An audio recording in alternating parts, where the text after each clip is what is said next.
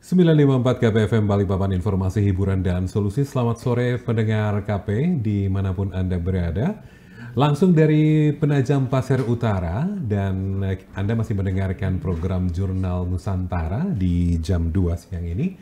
Saya Indra Holim langsung dari Penajam Pasir Utara, dan sudah kami informasikan di sosial media sejak beberapa hari yang lalu bahwa di jam 2 ini saya akan berbincang bersama dengan narasumber yang nanti kita akan memperbincangkan seputar Festival Harmoni Budaya Nusantara yang saat ini tengah berlangsung, dan nanti besok rencananya ini akan ada openingnya ya Pak ya nanti.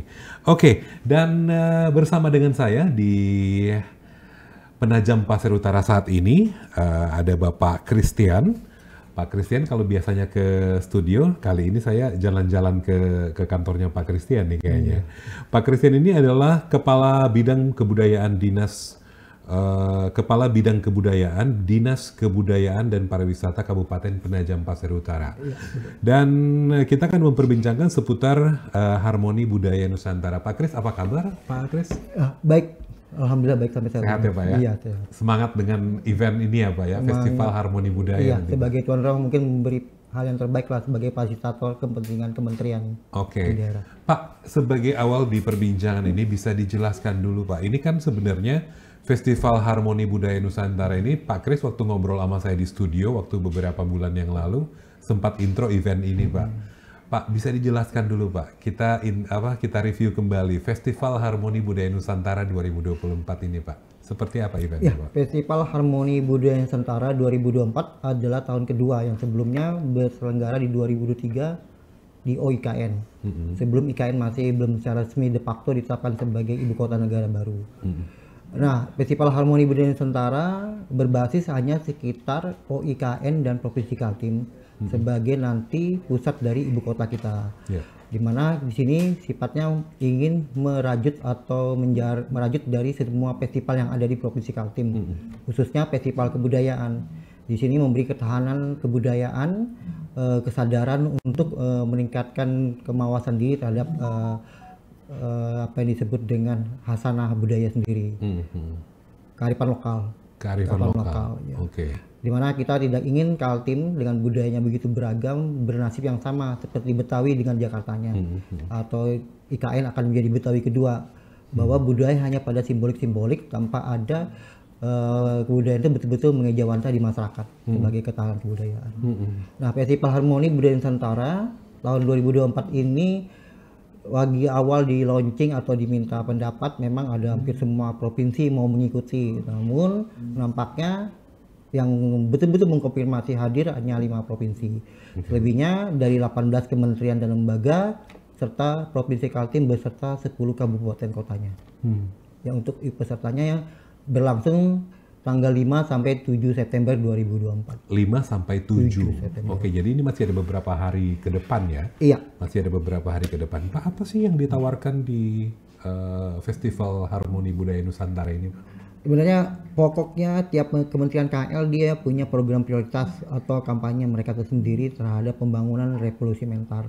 Seperti kita ketahui di kabinet kita ada Kemenko Equin, nah khususnya Kemenko PMK adalah pembangunan manusia dan kebudayaan. Itu ada sekitar 18 kementerian dan lembaga yang berada di bawah koordinator Kemenko PMK.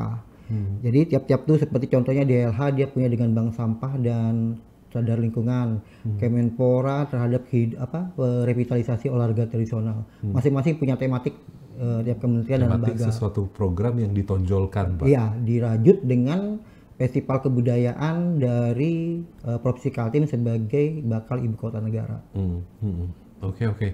Pak, hal-hal lain Pak yang dilakukan ataupun yang digelar di Festival Harmoni Budaya Nusantara ini, tentunya kalau kita bicara tentang kebudayaan ini banyak hal yang bisa dikupas dari sana Pak. Ya, sebenarnya begitu banyak. Rencananya awalnya 1 minggu juga, tapi dengan kondisi yang pendaftar provinsi yang terlibat lumayan sedikit, ibarat kata dari ekspektasi semula.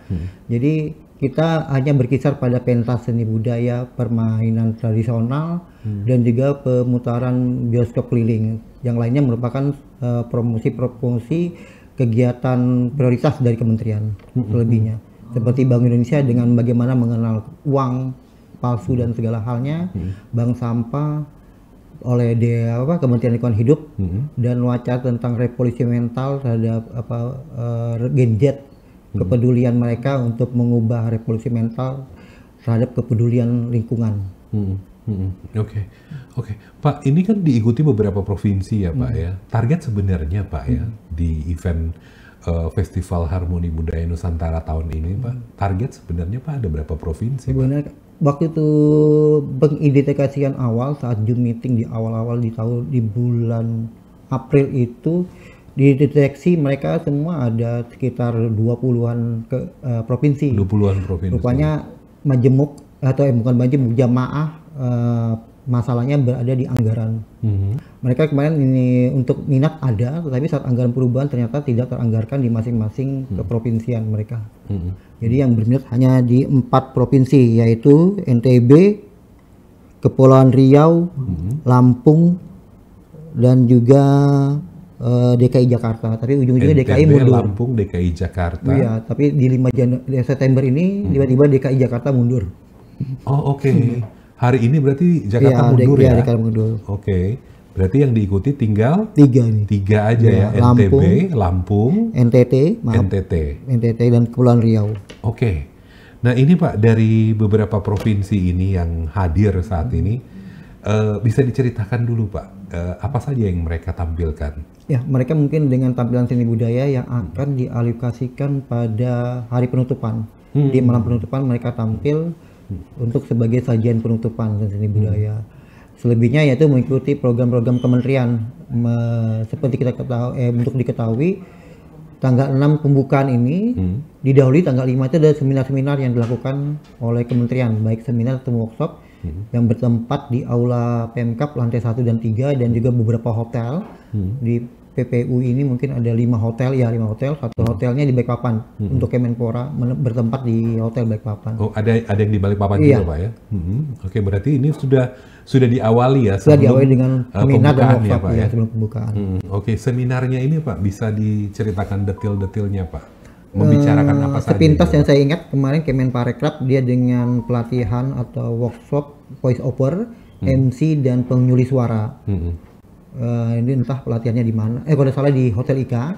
Kemudian kami sendiri yang kami fasilitasi ya, yaitu acara Kemenko PMK sendiri, yaitu tentang revitalisasi dan pelestarian objek pemajuan kebudayaan Pasir dari keancam punah.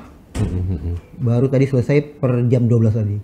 Baru selesai ya, tadi Pak saya ya? Sebagai moderatornya dengan narasumber dari Sultan Pasir, Ketua Lembaga Adat Pasir Pamusa, dan juga budayawan Pak Haidariansyah. Oke, Pak, kita sampai di situ dulu, kita break lagi ya Pak ya. Kita akan break dan Anda tetap bersama dengan kami pendengar KP. Kita masih ngobrol ini seputar tema besar yaitu Festival Harmoni Budaya Nusantara 2024. Kami akan kembali sesaat lagi.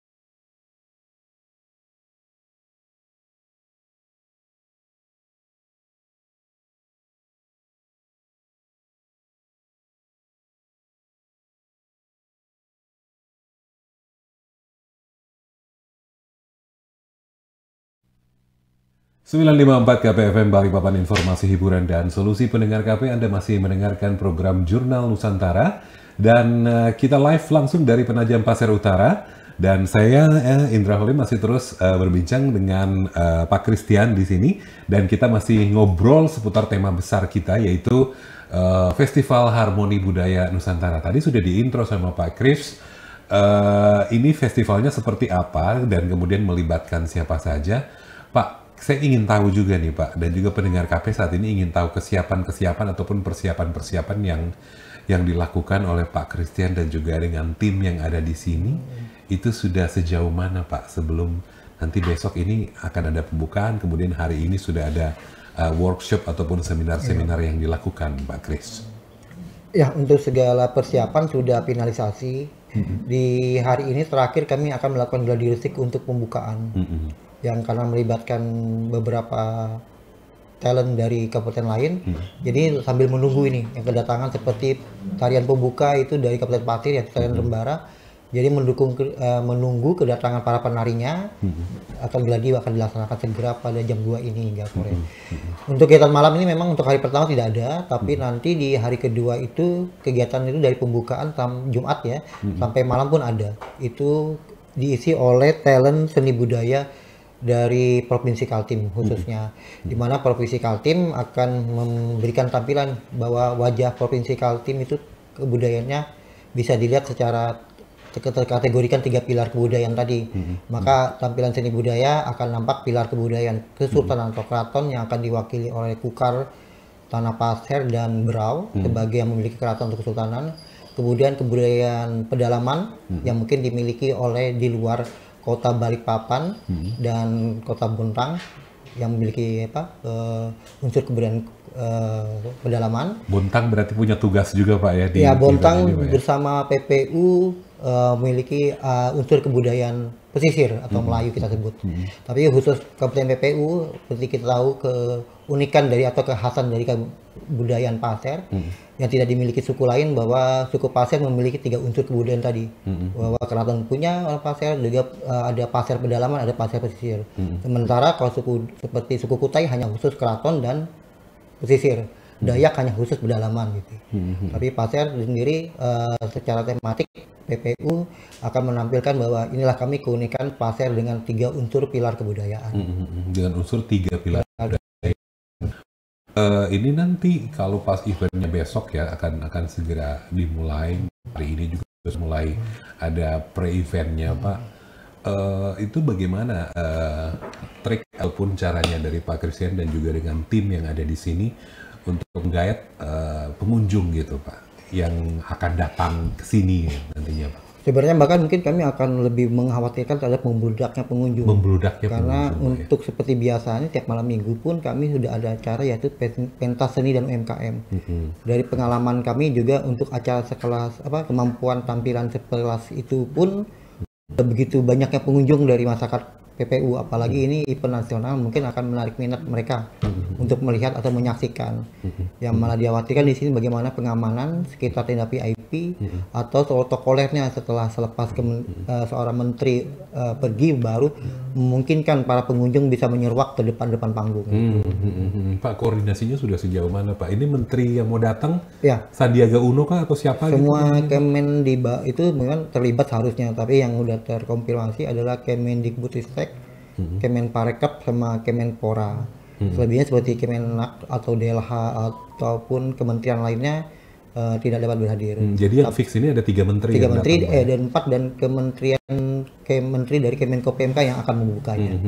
Pak, kalau untuk satuan pengamanannya Pak gimana Pak sejauh ya, ini? Kami dari unsur bagian pemerintahan sudah bekerjasama dengan atau menghubungi kepolisian, sudah mengerahkan seluruh aparat dari Dinas Perhubungan untuk pengaturan parkir dan lalu lintas. Berhubung ini ada 3 menteri loh Pak. Iya, ada kementerian yang datang Pak. Ya, itu maka sudah ada rekayasa lalu lintas dan juga ada pengamanan, polisi dibantu dengan Satpol PP. Oke. Pak, ini kita kembali lagi ke konsep Festival Harmoni Budaya Nusantara tahun ini Pak. 2023 berarti sudah pernah ya ini Pak ya? Sudah pernah. 2024 tadi ada konsep-konsep lain Pak yang ditawarkan lagi Pak. Ya, Seperti halnya ada tema semboyan dari Kemenko PMK bahwa mereka adalah Kementerian Koordinator terhadap Pembangunan Manusia dan Kebudayaan, di mana di sini masing-masing kementerian dikerahkan bagaimana merawat tradisi adalah menjaga bumi. Makanya seperti DLH, bagaimana adanya dia bisa menampilkan bank sampah. Bagaimana energi hijau juga akan ditampilkan dalam stand-stand pameran yang ada. Ya, kolaborasi inilah yang akan menampilkan muka baru bahwa kedepannya juga EKN itu adalah suatu konsep green city, smart city dan segala halnya itu, bahwa pembangunan sebuah ibu kota tidak meninggalkan dari lingkungan hidup atau mengancam keberlangsungan kehidupan dan flora fauna yang ada. Berarti ini memang koordinasinya ini per tematik gitu ya Pak ya, dari setiap dinas yang ada Pak ya. Berarti ini Pak, dinas-dinas semuanya selain tadi dari DLH, dari semuanya itu tampil juga Pak atau gimana Pak? Kebetulan ada di acara pembukaan, ada namanya Parade Budaya dan Tari Ronggeng. Nah, kami instruksi Bupati dilibatkan Parade Budaya untuk tiap dinas SKPD di ini mengirimkan 10 pasang berpakaian busana daerah beragam itu. Kemudian saat penutupan akan ditutupi juga, saat penutupan dari pembukaan ada ronggeng bersama. Tuh, ronggeng ini bersama, ya. Ronggengnya mungkin kita bisa ulang lagi Pak. Kemarin Pak Kris sempat cerita ya tentang tari ronggeng ini Pak. Jadi ini bisa di bold lagi nih. Tari ronggeng ini adalah ini khas di sini ya Pak ya. Iya. Mungkin ada kesamaan nama dengan tarian yang di daerah lain. Karena mungkin konotasinya akan lain ya, ronggeng yang ada di Jawa sama yang di sini Pak ya. Mungkin secara umum orang bahkan tersirat di awal disebut ronggeng, mungkin tarian yang lebih sensual atau menarik birahi lawan jenis, yang agak erotis atau gitu, lebih erotis atau sifatnya negatif. Tapi ronggeng pasir sendiri adalah tarian berawal dari yang ritual atau bersifat suci. Tarian ini sifatnya adalah untuk menghadirkan para dewa di pada awalnya untuk penyembuhan juga, untuk sebagai membayar nazar, hingga akhirnya menjadi sarana penyambutan ataupun tari persembahan setelah ada unsur Melayu masuk. Nah, pada saat itulah perkembangan Kesultanan Pasir dengan hubungan baiknya dengan Malaka dan Banten. Unsur-unsur kedua itulah, unsur dari dua kerajaan itulah yang menyebab perkembangan ronggeng Pasir dari tarian ritual akhirnya bisa berkembang sebagai sebuah tarian pertunjukan, baik penyambutan ataupun sebagai persembahan. Oke. Nah ini berarti memang harus digarisbawahi ya. Jadi tari yang akan tampil, tari ronggeng ini yang akan tampil, ini adalah khas yang dari Kalimantan Timur Pak ya? Iya benar. Sudah tari ronggeng juga sudah menjadi ditetapkan sebagai warisan budaya tak benda nasional asal Provinsi Kaltim. Sudah didaftarkan berarti ini Pak ya? Iya. Oke, jadi ini satu kebanggaan bagi Provinsi Kalimantan Timur, utamanya yang ada di Kabupaten Penajam Pasir Utara. Ini punya satu tradisi budaya tari yang apa ya, yang luar biasa sekali, tari ronggeng namanya ya. Tapi sebenarnya tari ronggeng Pasir ini bukan hak semata dari punya PPU, karena seperti kita ketahui wilayah adat atau hak wilayah adat dari kebudayaan Pasir ini terbentang dari tanah Sambojadi Kukar ke kota Balikpapan. Untuk diketahui sebenarnya adalah tanah asli dari suku Pasir atau Pasir Balek sub-sukunya.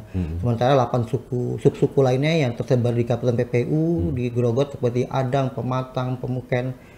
Dan ada juga Pasir Pemuken yang ada di Kalsel di Kota Baru Tanah Bumbu, dan Dayak Luangan atau Pasir Luangan yang ada di Kalteng. Itu sebenarnya, jadi ronggeng Pasir bukan semata-mata punya PPU atau Pasir, tapi sebenarnya bisa diakui bersama atau dilestarikan bersama dari tempat-tempat itu semua. Oke, Pak Kris tahan dulu sampai di situ. Kita break lagi, pendengar KP tetap bersama dengan kami. Kami masih akan melanjutkan perbincangan kami ini seputar tema yang kita angkat, yaitu tentang Festival Harmoni Budaya Nusantara 2024. Kami kembali sesaat lagi.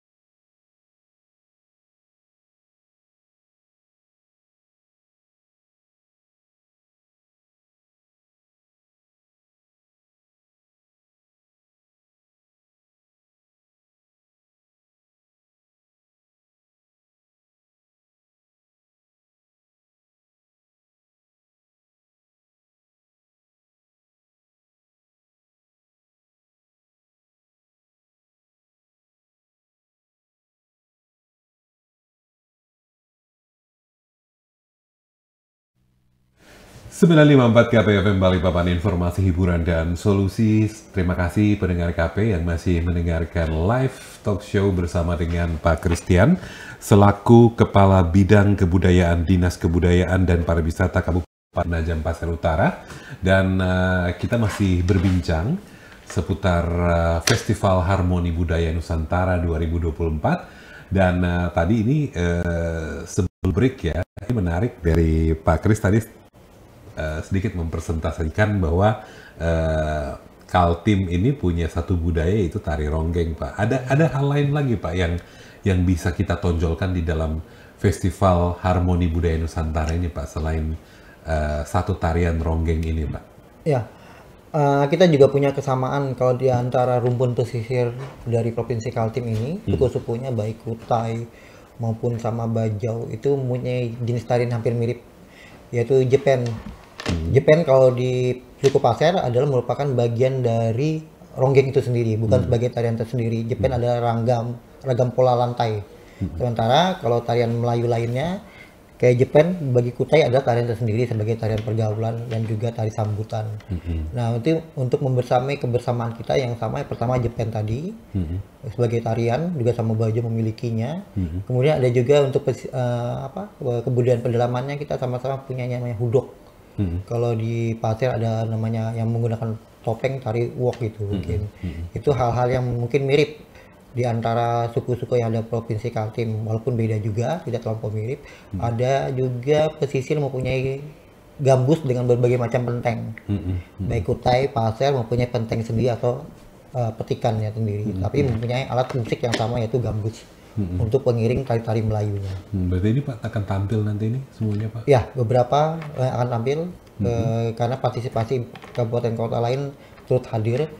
Masing-masing memang mengedepankan beberapa ada sajian musik tradisional. Nah, di situ kita bisa melihat beberapa musik tradisional khas Kaltim yang akan dimainkan oleh perwakilan kabupaten kota.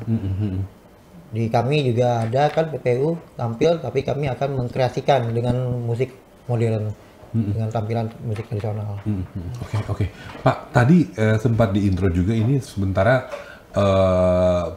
event Festival Harmoni Budaya Nusantara ini, Pak, sebenarnya dia punya tujuan yang sangat besar, ada goals yang ingin dicapai, meskipun ini hanya diikuti oleh beberapa provinsi karena memang goalsnya itu sebenarnya hampir seluruh provinsi sebaiknya ikut gitu ya, Pak ya. Goals besar dari Festival Harmoni Budaya Nusantara ini, Pak, selain tadi yang sudah diintro oleh Pak Kris tadi, Pak.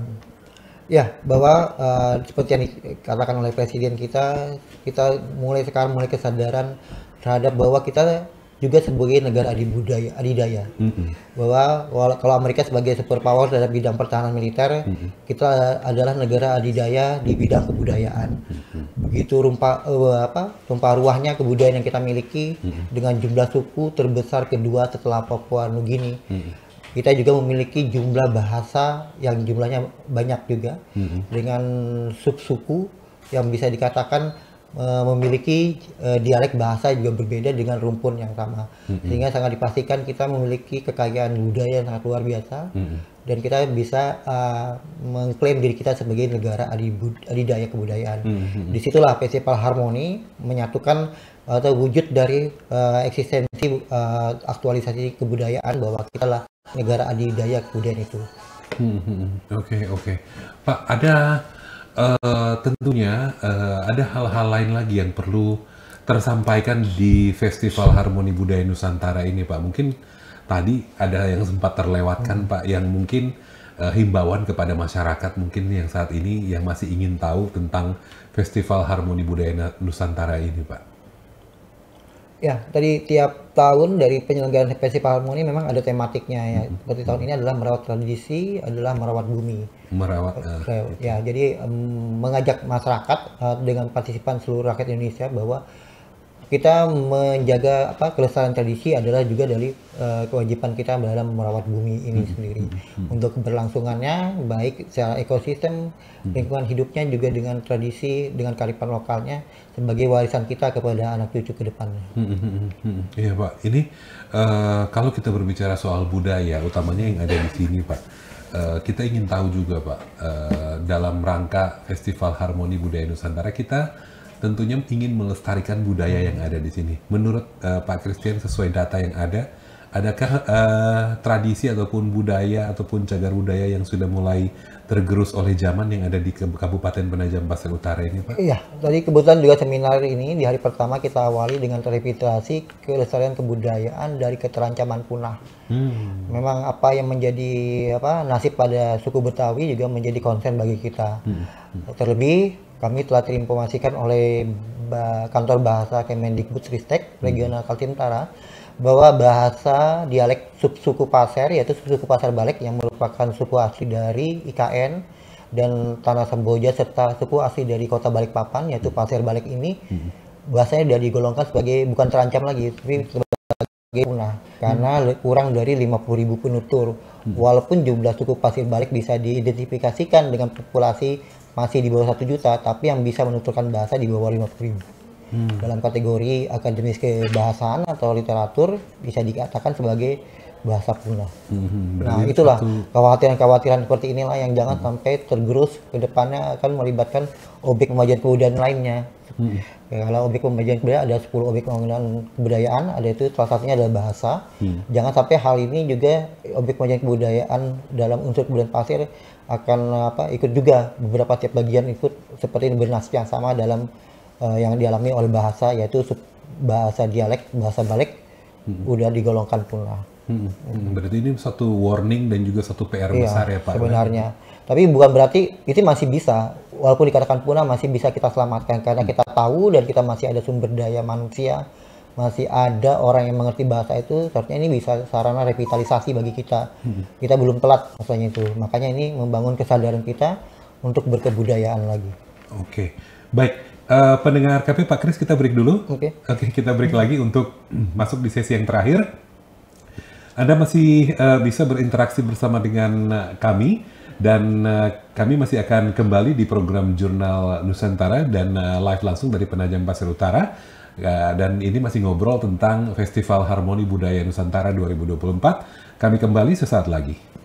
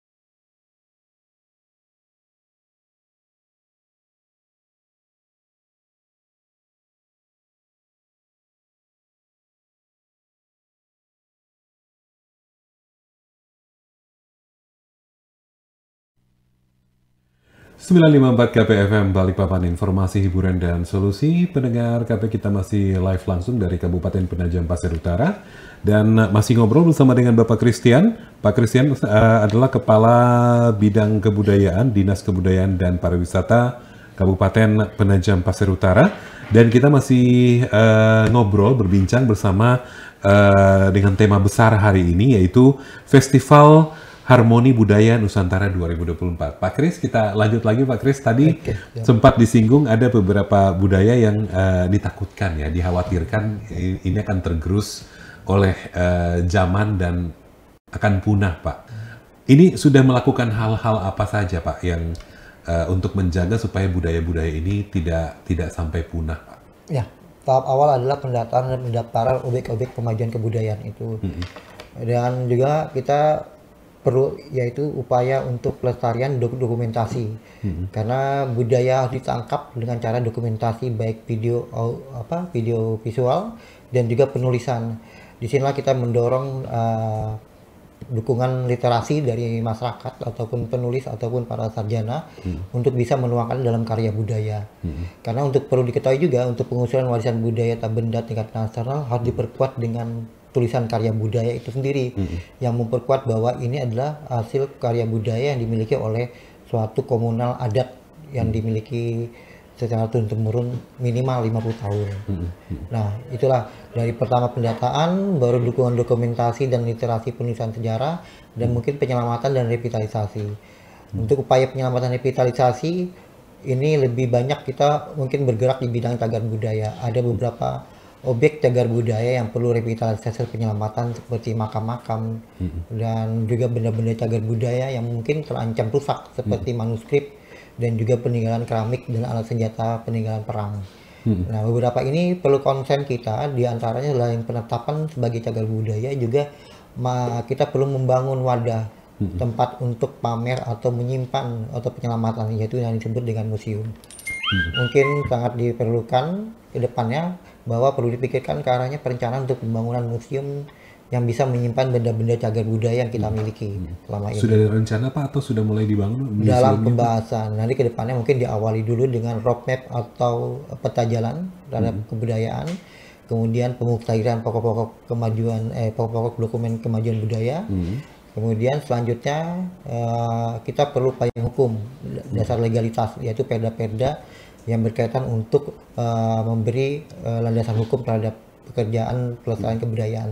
Setelah itu semua terlengkapi, penganggaran dalam budgeting polisi di anggaran daerah bisa dilaksanakan dengan dasar-dasar 3 hal tadi tersebut.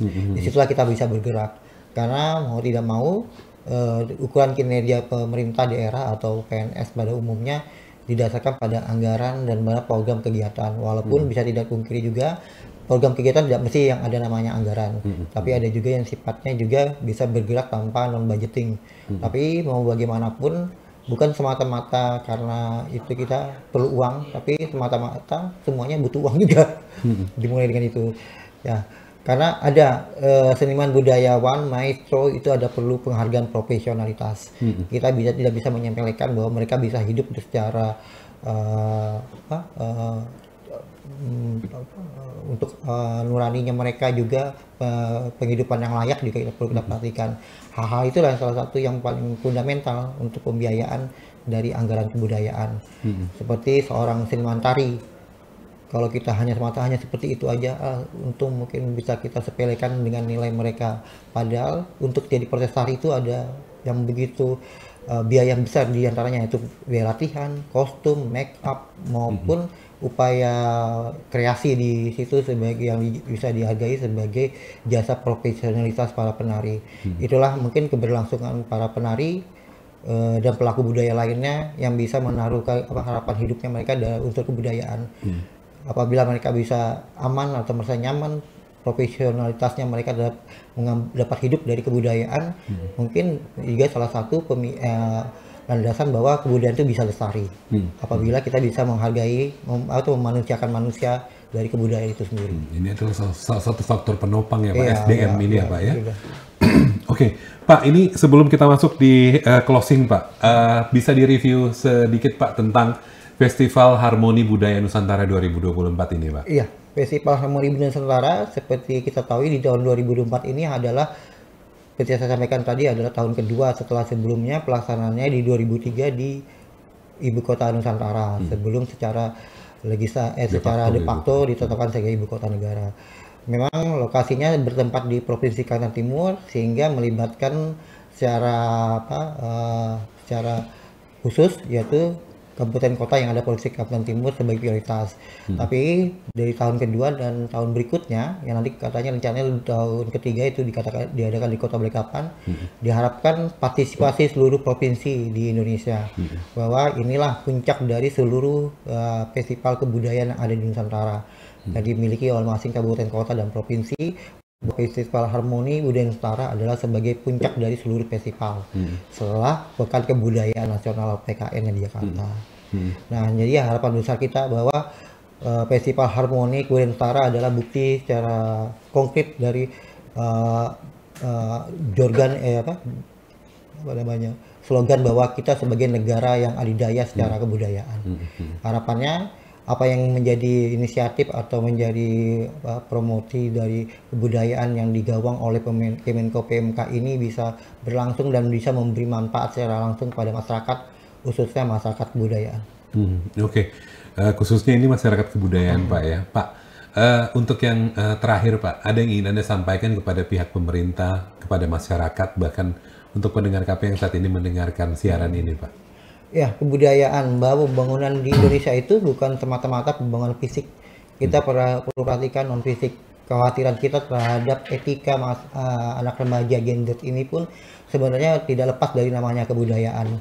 Itulah pentingnya pembangunan non fisik atau kebudayaan ini mendapat porsi yang sama dengan pembangunan fisik. Memang ini sebuah modal yang mungkin tidak cepat kembali, tapi ini merupakan modal atau investasi kita ke depannya bahwa kita sebagai bangsa yang beradab, yang bisa menghargai hasil warisan dari leluhur kita ke depannya. Dan juga sebenarnya bukan hanya semata-mata suatu kegiatan atau upaya yang sia-sia, karena dari kebudayaan juga kita bisa mendapat pendapatan income ya, pendapatan negara melalui sektor pariwisata budaya. Itu sangat dibuktikan sekarang tidak perlu jauh-jauh, Bali kemudian disusul Banyuwangi.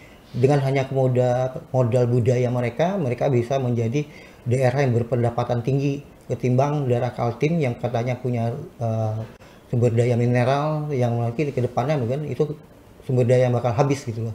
Sementara kebudayaan adalah sumber daya yang bisa terbaharui dan bahkan bisa tidak habis hanya dengan perlu kepedulian kita untuk tetap melestarikan kebudayaan itu sendiri. Jadi ini memang digarisbawahi yaitu melestarikan budaya kita sendiri Pak ya. Jangan sampai ini punah ya Pak ya. Itu memang punah yang perlu jadi konsen kita. Kita jangan terlalu meributkan bahwa ini jadi klaim negara apa segala hal. Karena kita tidak boleh egosentris juga atau skopinisme, bangga berlebih. Wajah bejana Nusantara ini dulunya belum ada negara Indonesia atau Malaysia ataupun Thailand. Secara Asia Tenggara kita berbagi budaya yang sama. Jadi sangat memungkinkan kita memiliki budaya yang sama.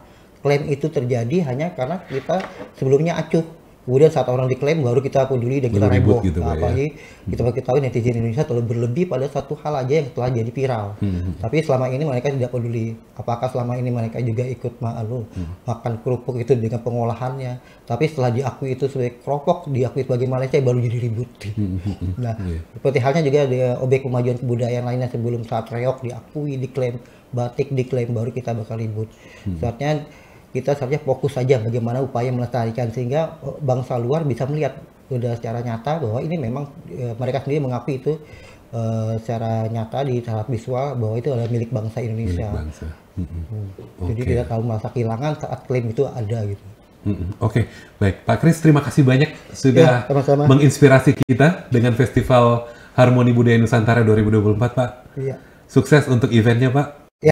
Ya, terima kasih atas podcastnya ini sehingga bisa memberi siar terhadap bahwa pentingnya pembangunan kebudayaan ke depannya. Oke, kita berharap sama-sama budaya yang ada di kita itu tidak akan pernah punah tetapi akan terus dilestarikan ya Pak Kris ya. Sukses untuk event Festival Harmoni Budaya Nusantara 2024 dan kita ngobrol-ngobrol lagi kapan kapan ya Pak ya? Oke. Oke, baik. Pendengar KP, demikian perbincangan kami live langsung dari Penajam Pasir Utara. Tadi kami sudah ngobrol dengan Bapak Christian dan ini masih seputar tema besar yaitu Festival Harmoni Budaya Nusantara 2024. Semoga menginspirasi kita semua perbincangan dan apa yang sudah disampaikan oleh Pak Christian tadi bahwa kita patut untuk menjaga kebudayaan yang sudah ada, jangan sampai itu hilang dan jangan sampai itu punah. Saya Indra Holim pamit untuk program Jurnal Nusantara kali ini dan kita kembali ke studio.